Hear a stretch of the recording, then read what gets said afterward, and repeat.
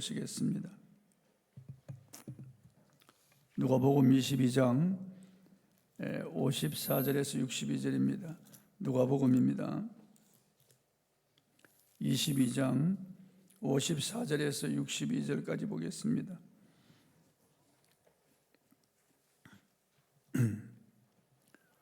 제가 봉독하겠습니다.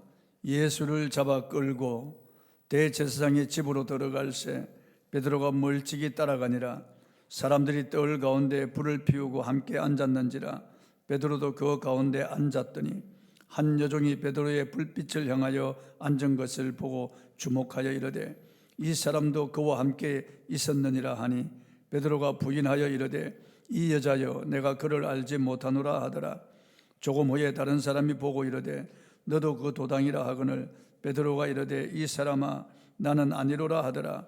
한 시간쯤 있다가 또 한 사람이 장담하여 이르되 이는 갈릴리 사람이니 참으로 그와 함께 있었느니라. 베드로가 이르되 이 사람아 나는 내가 하는 말을 알지 못하노라 하고 아직 말하고 있을 때 닭이 곧 울더라. 주께서 돌이켜 베드로를 보시니 베드로가 주의 말씀 곧 오늘 닭 울기 전에 내가 3번 나를 부인하리라 하심이 생각나서 밖에 나가서 심히 통곡하니라. 아멘.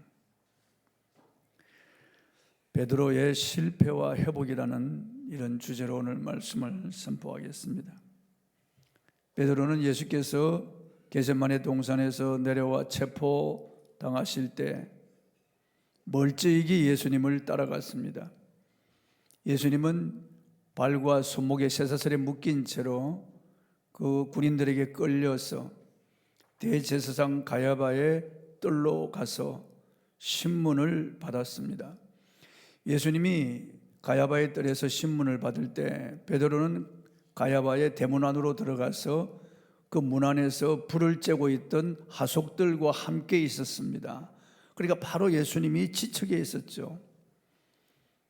그런데 거기서 한 여자아이가 당신도 그 도당이라 하니까 아니라고 부인합니다. 또 조금 있다가 당신이 그와 함께 있는 것을 보았다고 하자 또 부인합니다. 또 조금 있다가 너의 말소리를 들어보니 너는 갈릴리 사람이라 분명히 예수와 한 도당이라고 하니까 예수님을 저주합니다. 그러자 곧 닭 울음소리가 들려오고 주님이 하신 말씀이 생각이 났습니다. 내가 오늘 닭 2번 울기 전에 3번 나를 부인할 것이라. 그 말씀이 생각나서 베드로는 밖으로 뛰어나가서 심히 통곡하며 회개합니다. 그리고 그가 다시 회복되는 것입니다. 우리는 베드로가 실패한 것을 거울 삼아 실패하지 않도록 항상 조심하고 항상 깨어 있어야 되겠고, 베드로가 회복되는 과정을 보면서 우리도 다시 회복할 필요가 있다는 것을 이 말씀을 통해서 알아야 되겠습니다. 먼저 베드로는 자신을 신뢰함으로써 실패했습니다. 예수께서 만찬 후에 베드로에게 이렇게 말씀하셨습니다.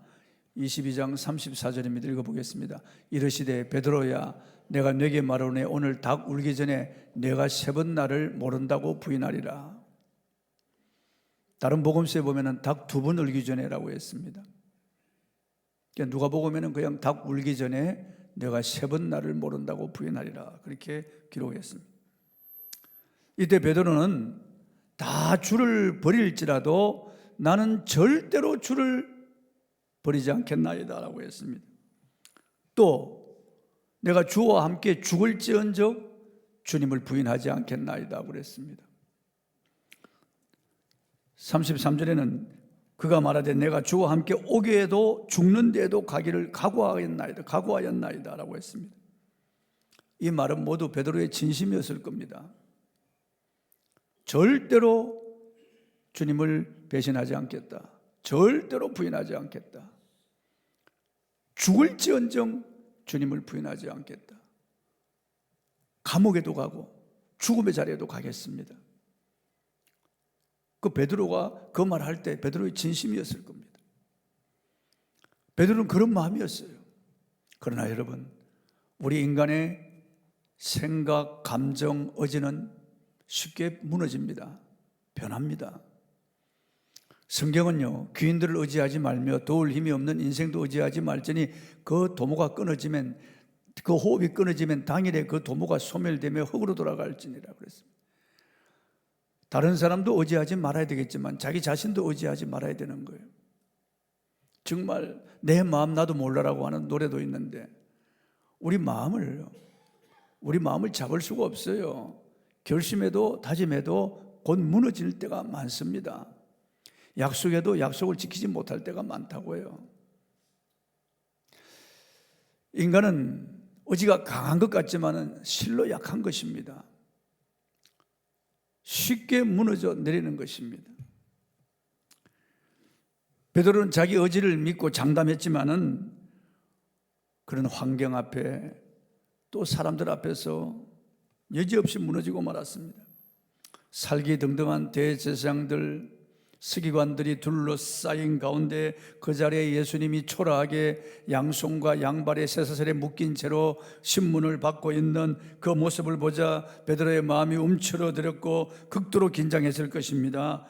능력과 기적을 행하던 분이 저렇게 초라하게 저렇게 잡혀서 저 사람들에게 신문당하고 저렇게 주먹으로 맞고 뺨을 맞고 수염이 뽑히는 저런 수모를 당하고 어찌 저렇게 잠잠할 수가 있는가? 나도 이대로 있다가는 큰일 나겠구나, 이런 생각이 들었을 겁니다. 우리는 연약한 존재입니다. 그렇기 때문에 우리는 시시로 주님을 의지해야 됩니다. 사단은 우리를 유혹하고 흔들어 봅니다. 우리는 우리 자신이 가지고 있는 성경 지식이나 신앙 영수나 그리고 또 우리 결심을 믿고 자랑할 수가 없습니다. 우리는 우리 자신이 가진 것들을 절대로 신뢰할 수 없습니다. 우리는 주님을 의지하는 방법을 배워야 됩니다. 주님을 의지하는 방법 중에 하나가 기도입니다. 베드로는 예수께서 내가 오늘 닭 울기 전에 나를 3번 모른다고 부인하리라고 하셨을 때, 오 주님, 제가 결코 그렇게 되지 않도록 도와주십시오. 주님, 제가 주님을 부인하지 않도록 도와주십시오 라고 했어야 마땅합니다. 그러나 그는 자기 자신을 신뢰함으로 절대로 그렇지 않습니다. 저는 절대로 주님을 버리지 않겠습니다. 절대로 부인하지 않겠습니다.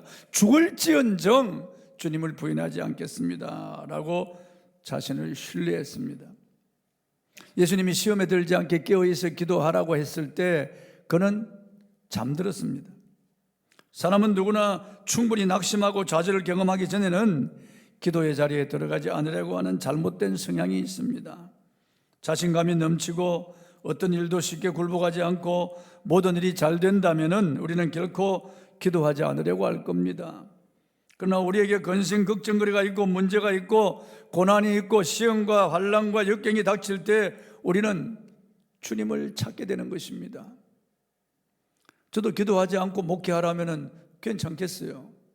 그러나 기도하지 않고 목회할 수 없다는 걸 알기 때문에 새벽에도 2시간 기도하는 겁니다. 우리 교육자들도 저와 함께 앉아서 2시간 동안 기도해야 되는 겁니다. 이 예배당을 돌면서 하루에 30분 이상 계속 기도하는 겁니다. 우리 집사람과 함께 중요 기도 제목을 가지고 30분 또 기도합니다. 하루에 어떡하든지 기도의 양을 3시간 채우려고 하는 것은 목회가 쉽지 않기 때문에 그렇습니다. 예수님께서는 1시간도 깨어있지 못하더냐 그랬습니다. 평신도는 하루에 1시간은 기도해야 된다는 겁니다. 최소한 1시간은 기도해야 시험에 들지 않는다는 겁니다. 그래서 기도의 양이 중요한 것이 아니라 우리 주님 앞에 우리가 기도로 깨어 있느냐, 그게 중요한 거예요. 꼭 기도 시간을 정하고 그 자리에 엎드려서 무릎 꿇고 기도해야만 기도가 아니죠. 길을 가면서도 기도할 수 있고 차를 타고 가면서도 기도할 수 있잖아요. 우리가 직장에서도 기도할 수 있고 수시로 순간순간 기도할 수 있기 때문에 언제나 주님을 찾는 것이 중요합니다. 우리 가운데 어려움이 있다면 주님을 찾아야 됩니다. 나의 연약함을 안다면 주님을 찾아야 되는 겁니다. 어떻게 우리 자녀들이 밖에 나가 있는데 우리가 기도하지 않을 수가 있겠습니까? 언제 어떻게 무슨 일이 일어날지 알 수가 없는 것입니다. 어제 뉴스 보니까 미국의 할로윈 데이 때 17살 먹은 애가 총을 가지고 쏘아서 2 죽고 6명이 부상을 당했더라고요. 그런 일들이 빈번히 일어나는 겁니다. 우리나라는 그런 일이 없습니까? 악한 자들이 얼마나 많은지 모릅니다. 끔찍한 일들이 얼마나 많이 일어나고 있는지 모릅니다. 그렇기 때문에 우리가 하나님 앞에 기도하지 않을 수가 없습니다. 큰 소리 칠 수 없습니다. 나 혼자 끙끙 앓고 문제를 해결하려고 하는 것은 좋지 못합니다. 우리의 어떤 지식이나 힘이나 수단, 방법, 경험으로 문제를 해결하려고 하면 안 됩니다. 작고 큰 모든 일들을 주님께 맡겨야 됩니다. 주님의 도움을 구해야 됩니다. 이엠 바운저라고 하는 기도의 거인은 집필하다가 잠깐 밖에 나갔다가 들어와서 보니까 연필이 없는 거예요. 그때 저는 무릎을 꿇고 기도했습니다. 주님, 연필을 찾게 해달라고요. 아니, 책상 밑에 들어가서 연필을 찾아보면 되지, 연필 찾는 것까지 뭐 기도할 필요가 있냐? 연필 찾는 거는 인간이 하면 되는 거지, 천만에 그렇지 않습니다. 기도의 사람은 작은 것까지라도 주님의 도움을 구한다는 겁니다. 그 영적 거장이 그렇게 했다는 겁니다. 그러므로 우리도 기도해야 됩니다. 억지로 강해지려고 애쓰지 마십시오. 스스로 모든 것을 하려고 힘쓰지도 말고, 슬플 때 눈물을 참지 마시고, 괴로울 때 탄식을 억제하지 마시고, 외로울 때 슬픔을 억누르지 마시고, 모든 것들을 가지고 주님께로 나아가십시오. 그때 주님께서 연약하고 실패한 바로 그 자리에서 여러분을 만나 주시려고 기다리시는 겁니다. 베드로가 실패한 것은 주님의 도움을 구하지 않았기 때문에 그렇습니다. 지금은 인터넷으로요, 누구든지 인터넷을 하는 사람과 소통할 수 있습니다. 그리고 우리가 스마트폰으로 미국이나 유럽이나 어디든지 페이스타임 연결하면 금방, 카카오톡으로 페이스톡 하면 금방 얼굴을 마주보고 금방 통화할 수 있습니다. 모든 것들을 다 보고 대화하고, 그리고 그들의 행편을 다 알 수 있습니다. 보통만 누르면 그렇게 되는 거예요. 쉽게 그렇습니다. 그러나 우리 하나님은 놀라우신 분이에요. 우리가 구하기도 전에 하나님은 있어야 할 것을 아시고, 또 우리가 구하기도 전에 하나님은 우리에게 전문을 보내주신다고 성경은 말씀하고 있습니다. 이사야 65장 24절을 한번 읽어보겠습니다. 이사야 65장 24절. 그들이 부르기 전에 내가 응답하겠고, 그들이 말을 마치기 전에 내가 들을 것이며. 어떻게 부르기도 전에 응답합니까? 너무나 놀라우신 주님이에요. 우리는 보통을 누질러야 서로 응답하고 통화하잖아요. 그런데 그러기도 전에 하나님은 응답하신다는 거죠. 우리가 말을 마치기 전에 하나님이 우리 말을 들으신다는 겁니다. 그러니까 우리의 과거도 알고 현재도 알고 미래도 주님은 다 알고 계신다는 겁니다. 우리의 모든 문제 해결을 이미 주님은 가지고 있다는 겁니다. 밤에도 낮에도 주님은 주무시지도 않고 졸지도 않고 우리에게 깊은 관심을 가지고 우리의 것을 주님께서 다 살피신다는 겁니다. 지금에도 늦지 않습니다. 당신이 있는 그 자리에서 눈물을 머금고 주님을 불러보십시오. 믿음의 손을 내밀어서 주님, 내 손 잡아달라고 한번 부탁해 보십시오. 주님 앞에 여러분의 마음, 이 마음의 상태를 솔직하게 아뢰면서 도와달라고 해야 됩니다. 언제나 우리는 도와달라고 해야 됩니다. 주님의 도움을 구해야 됩니다. 여러분, 베드로처럼 큰 소리 치면 안 됩니다. 베드로처럼 내가라고 하면 안 된다고요. 내가 죽을지언정 내가 주님을 부인하지 않게, 내가라고 하면 안 돼요. 우리는 언제나 주님, 나는 부족합니다. 나는 연약합니다. 주님, 저는 무지합니다. 저는 저 혼자 설 수 없습니다. 주님이 저를 붙잡아 주셔야 됩니다. 주님, 저는 마음도 나를 지킬 수가 없습니다. 주님이 내 마음을 지켜주셔야 됩니다. 내 가정도 내 자녀도 주님이 지켜주셔야 됩니다. 주님, 저를 도와주세요. 언제나 주님의 도움을 구하는 저와 여러분이 되기를 바랍니다. 또 베드로는 말씀을 세게 듣지 않음으로 실패했습니다. 주님은 베드로의 배신을 예고하시면서 시몬아 시몬아 보라, 사단이 너를 밀가부르듯 하려고 요구했다라고 알려주었습니다. 베드로가 이 말씀을 세게 듣고 준비했다면 위기를 모면했을 겁니다. 그렇지만 베드로는 주님의 말씀을 기적으로 흘러버렸습니다. 우리는 하나님의 말씀이 없을 때 실패할 수 있고 넘어질 수 있습니다. 사단이 밀가부르듯 하려고 베드로를 청구했다고 하는 이 말씀을 들을 때 정말 경각심을 가지고 들었어야 될 겁니다. 그 큰일 나겠구나. 야, 내가 정말 사단의 노리개가 될 수 있겠구나. 정말 조심해야지. 그 말씀을 붙잡았어야 되는 겁니다. 그러나 무시했어요. 깃전으로 흘러버리고 말았습니다. 그 마음속에 주님 말씀이 없었어요. 그러니까 원수 마귀의 시험에 넘어가고 말았던 겁니다. 이스라엘에 두 임금이 있습니다. 한 사람은 사울이고 한 사람은 다윗입니다. 사울도 이스라엘의 첫 번째 임금이고 다윗은 통일 이스라엘의 임금입니다. 사울이요, 하나님 말씀을 마음에 두었을 때는 그는 겸손했습니다. 그가 제비 뽑혔을 때 행구 뒤에 숨었습니다. 그렇게 겸손했다고요. 그 하나님 말씀이 있을 때는 하나님 말씀에 순종했습니다. 그러나 그가 왕이 되고 교만해지자 하나님 말씀을 버렸어요. 그래서 하나님께서 너가 내 말을 버렸으므로 나도 너를 버린다고 하신 거예요. 그는 나중에 무당을 찾아가서 무당에게 물었고 결국 자살하고 말았습니다. 그 마음에 말씀이 없을 때 타락하고 불행한 왕이 되고 말았습니다. 그러나 다윗은 베들레헴 들박에 양채던 일개 목동이었지만 항상 어릴 때부터 그 마음에 하나님의 말씀이 있었습니다. 그는 여러 가지 어려운 위기와 고난을 당했지만은 언제나 그 속에 하나님의 말씀을 품고 있었으므로 오뚜기처럼 일어날 수가 있었습니다. 결국은 세계 역사상 가장 위대한 왕 중 왕이 되고 말았습니다.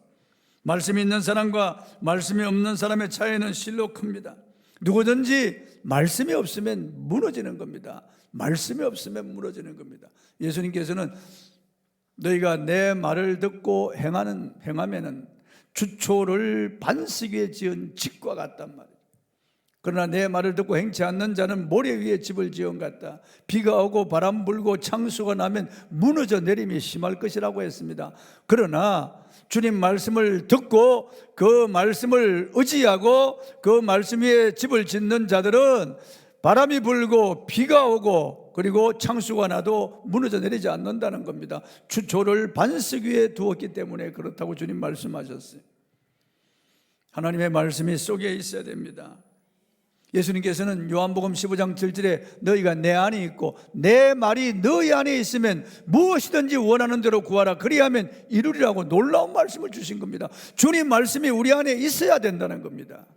주님 말씀이 우리 안에 있으면 무엇이든지 원하는 대로 구하라는 거예요. 많은 사람들이 주님의 말씀이 없어서 무너지는 겁니다. 내 생각, 내 주장, 내 감정, 내 뜻대로, 내 기분대로 그렇게 인생을 살다가 다 무너지는 겁니다.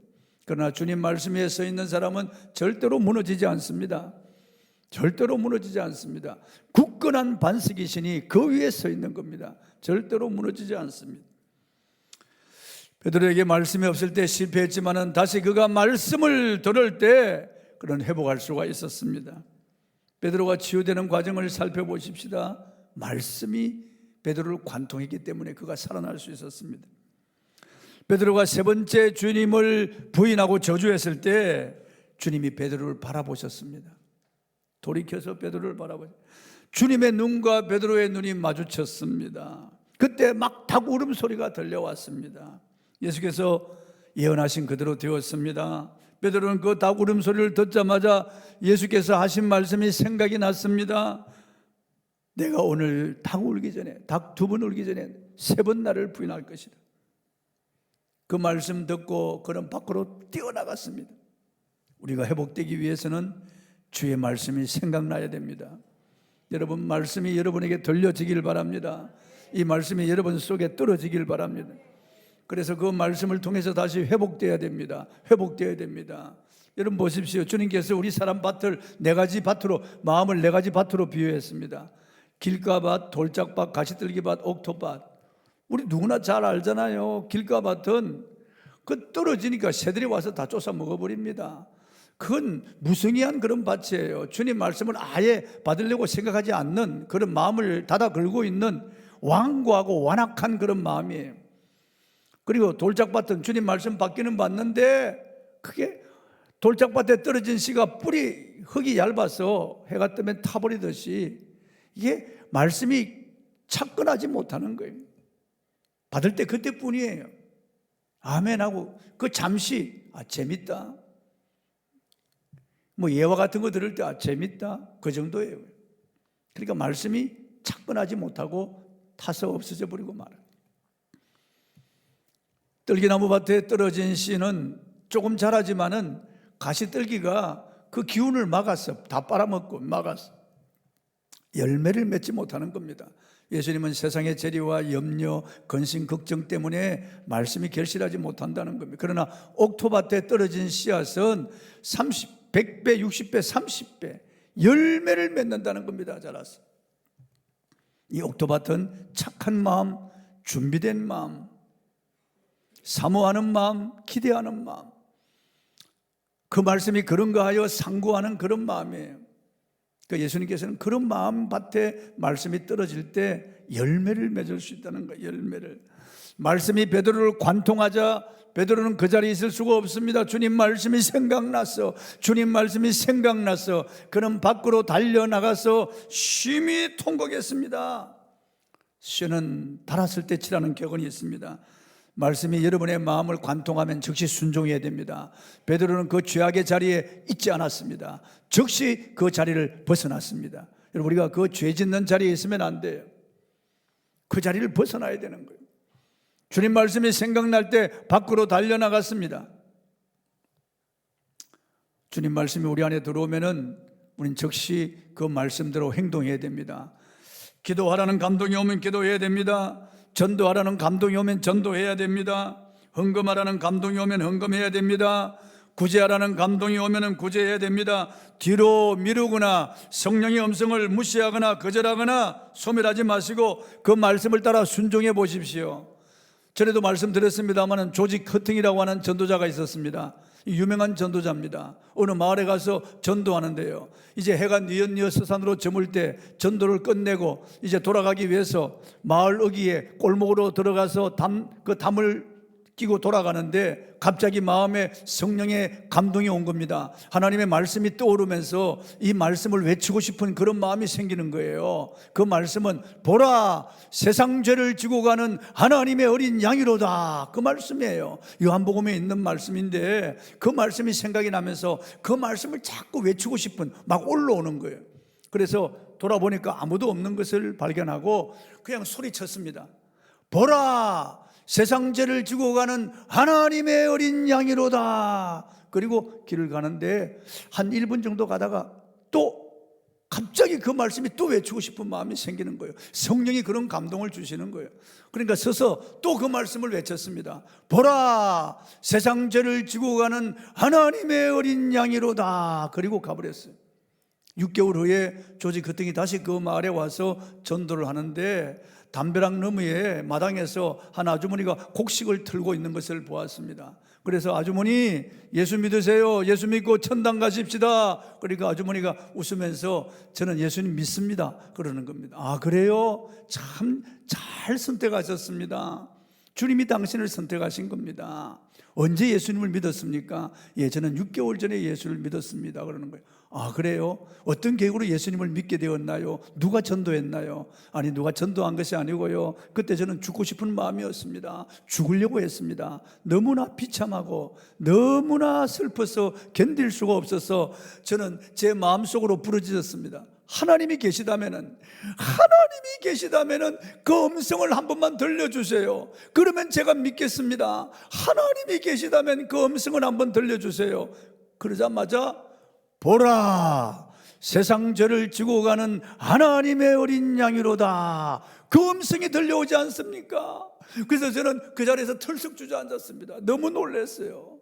그리고 조금 있다가 이 음성이 하나님의 음성이라면 다시 한 번만 더 들려주십시오 라고 하자, 보라, 세상 죄를 지고 가는 하나님의 어린 양이로다, 다시 그 음성이 들리지 않습니까? 그래서 저는 그때부터 예수님을 믿었습니다 그러는 거예요. 성령께서 우리에게 말씀이 생각나게 할 때 즉시 순종하시기 바랍니다. 베드로는 주의 말씀이 생각나서 그 자리를 떠나 밖으로 나갔습니다. 엎드려 통곡했습니다. 주님, 저는 위선자입니다. 저는 주님을 배반했습니다. 저 같은 죄인도 회복될 수 있습니까? 아마 가슴을 치면서 통곡했을 겁니다. 그때 주님께서 베드로를 회복시켜 주셨습니다. 주님을 부인하고 배신했지만은 주님은 베드로를 회복시켜 주시고 다시 성령을 부어주셔서 위대한 사도로 만들어 사용하셨습니다. 여러분, 힘들고 어려울 때 어디로 가십니까? 세상 사람들은 점쟁이 찾아가고 돈 있는 사람을 찾아갑니다. 그러나 우리 그리스도인들은 하나님 말씀을 찾아야 됩니다. 성경 말씀은 주님의 이름과 인격과 명예를 걸고 우리에게 주신 언약입니다. 그분은 약속을 지키셨고 앞으로도 지키십니다. 천지는 없어지리니와 내 말은 없어지지 아니하리라고 말씀하셨습니다. 율법의 1.1획도 없어지지 아니하고 다 이룰 것이라고 말씀하셨습니다. 주님께서 언약하신 대로 반드시 이루심을 믿으시기 바랍니다.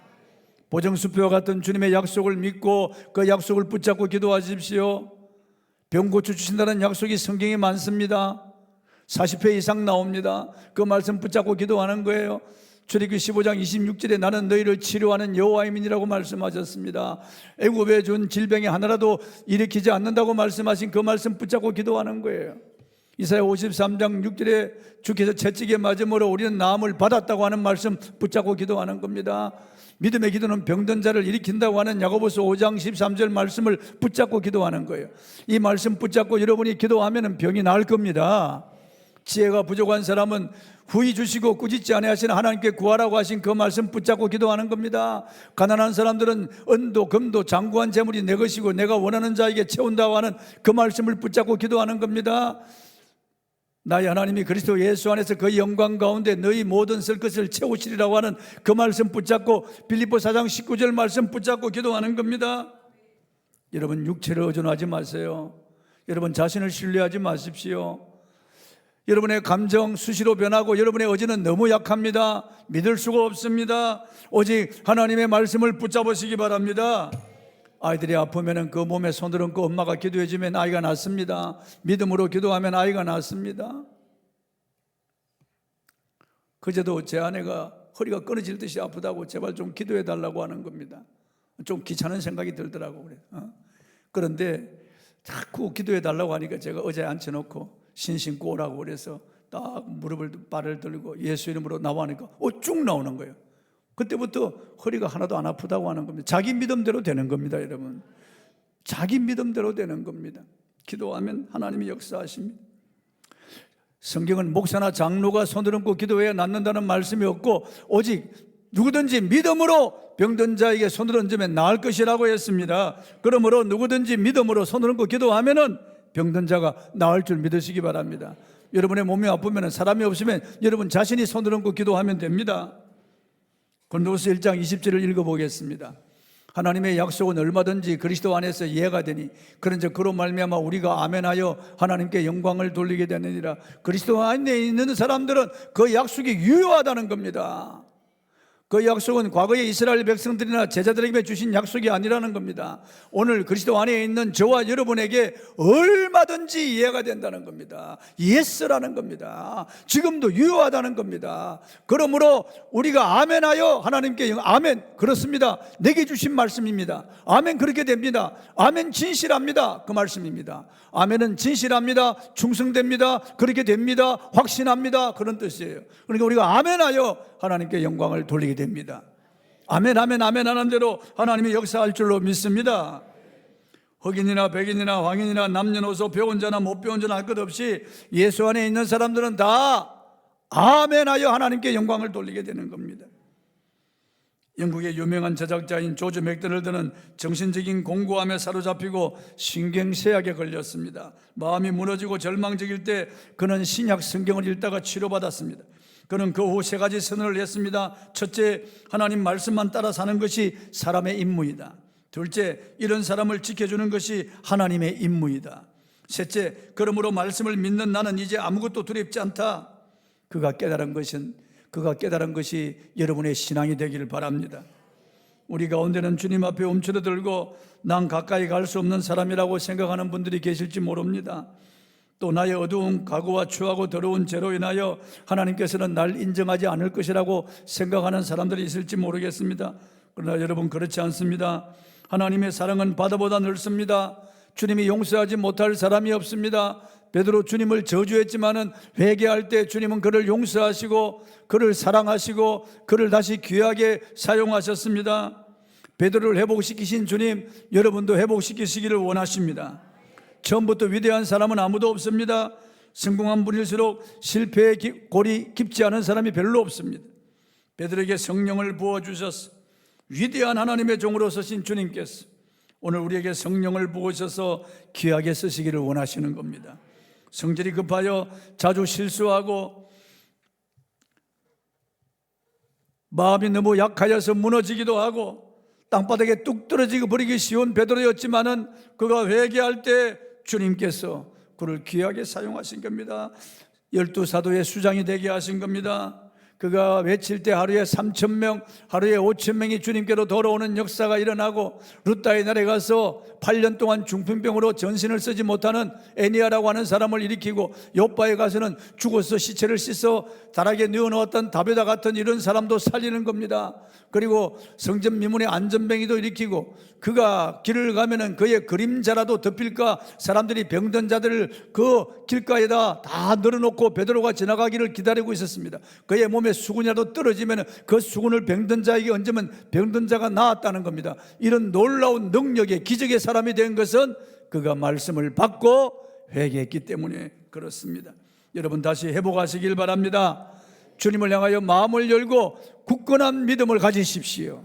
주의 말씀을 마음에 두십시오. 그리고 주님 앞에 기도하십시오. 회개하시고 새롭게 쓰임받는 저와 여러분이 되기를 바랍니다. 찬송하겠습니다. 308장 찬송을 드리겠습니다.